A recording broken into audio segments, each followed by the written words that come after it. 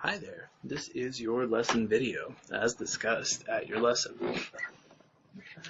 First and foremost, I believe we started with even how to hold the guitar. I'll just put that on this video rather than sending a separate one. But we've got our arms slung around it such that the crook of my arm is right here. I can do this.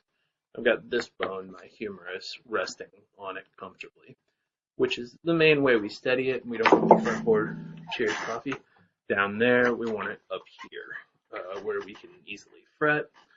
Commonly people will go, oops, it went down there, let me hold it up, and then be in compensation for that with their posture. My guitar's about an inch off my body and lean back ever so slightly on my body. Over here we got two thumb positions. We got our clutch, cheers monitor. That's silly. I'm gonna stick with it. But we've got one total knuckles hooked over the top here. If I remember correctly, your technique was already pretty good, but not this, just that. And we're going to have a bend in our Black Keys song that'll speak to why. But yeah, we've got our classical thumb position for bar chords, and then this one. Anything else in between gets a little dodgy.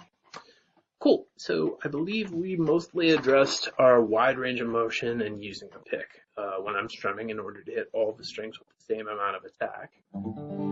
I'm going to need to start up here and end up down here. And as opposed to when we just operate in this range of motion, it sounds really clunky, you know? Like, that's how a lot of people find themselves using their hands. So that's us. I would definitely encourage you to just play any easy chord, G, E minor, keep it simple. Just do single down strums in your focused headspace where you're really myopic, one single strum. Don't loop it. Don't go strum, strum, strum yet. Just one good, size it up.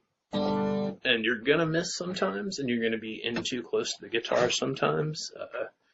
There it is. That's a good manifestation of our memorization headspace, where our unconscious tendency would be to start just as soon as we could, just going like, try to make it sound like a song. But we want to just zoom right in on I'm learning to strum down. And our up correlate strum is the same thing. This is all happening at my elbow. My wrist doesn't really get involved. If you happened to have your arm a little too far over this way, that gets us into this mustn't it be my wrist situation. But here we're, loose wrist, but all the movement's generated from my elbow. My wrist is barely moving at all. But yeah, up, it's the opposite. And I would recommend the same process now. Certainly pause your video, work on the downs, work on the ups, and then and only then do something musical like alternating down, up, or down, up. Cool. Now we get to our Black Keys song, which is great for this. It would be tough to quite right. Ironically, he uses his hands on a lot of things for picking, but I believe in this song, silliest video juxtaposition this month. You got it. Hey, how about this? So, let me take another listen to this. I was just listening to it, make sure I still like the chord voicings I picked.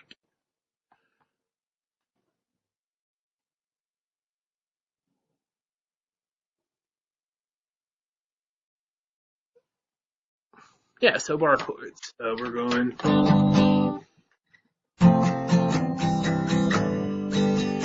Yes, G bar chord, G major.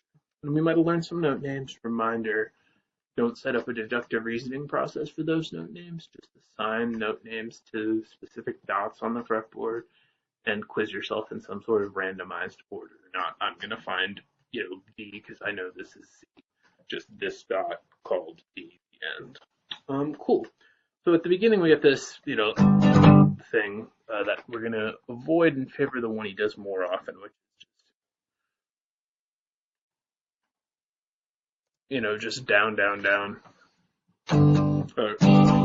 down, up, down, 1 and 2, and we're going. Cool, so our F is full on bar chord F, and then C, I'm thinking the C with G in the bass. So it's like C, with G in the bass, and then your pinky replaces. So we're like, and you could definitely play this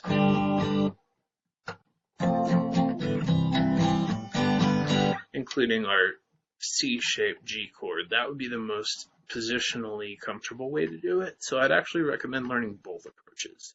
The only reason we're going to go with the bar chord version at all is for starts, I believe that's what he's playing, but also there's the section where he does the bends.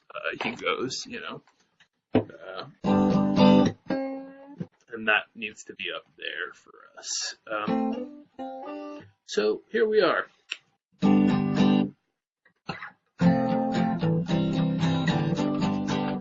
that's what we want, not nice wide range of motion. And there's our basic one. Maybe starting tempo could be like.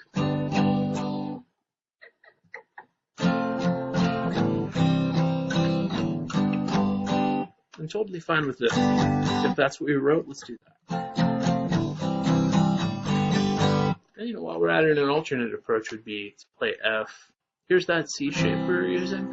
If I just moved this portion of it down, it gives us an F, where as long as our thumb meets the bass string, we get, click, no, click. And we could advocate for any of those, but here we are. So that's our.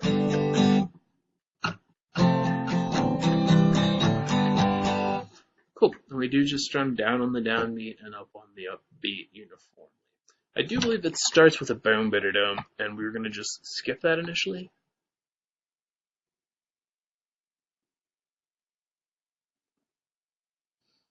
Listening.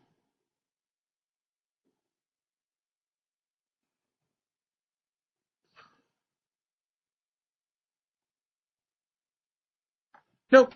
I'm thinking of a different song. It's fully just down, up, down, down, up, down, up, down, up, down, up, down, up, down.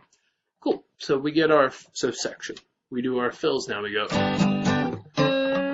To do a bend, I'm going to. So we're at the 5th fret of the G string, playing the note C.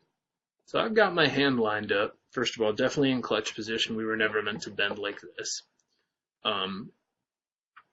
And reminder, not thumb too far over.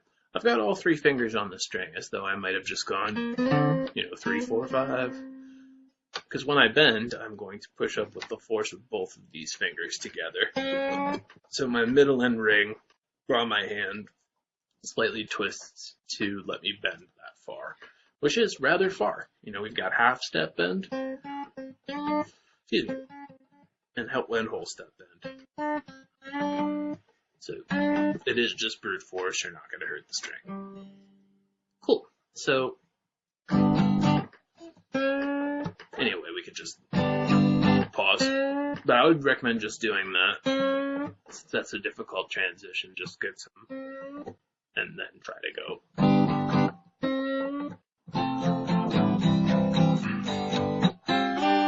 And there's our next one. We get this, which is another thing that leads me to believe he's probably up here on the bar chord. So that was, as in,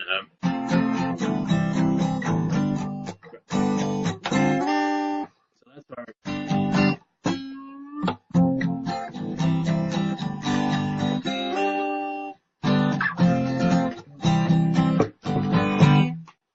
And there it is. I will see you at your lesson. That is Thursday at 5. Cheers. Thanks for your patience on the video again.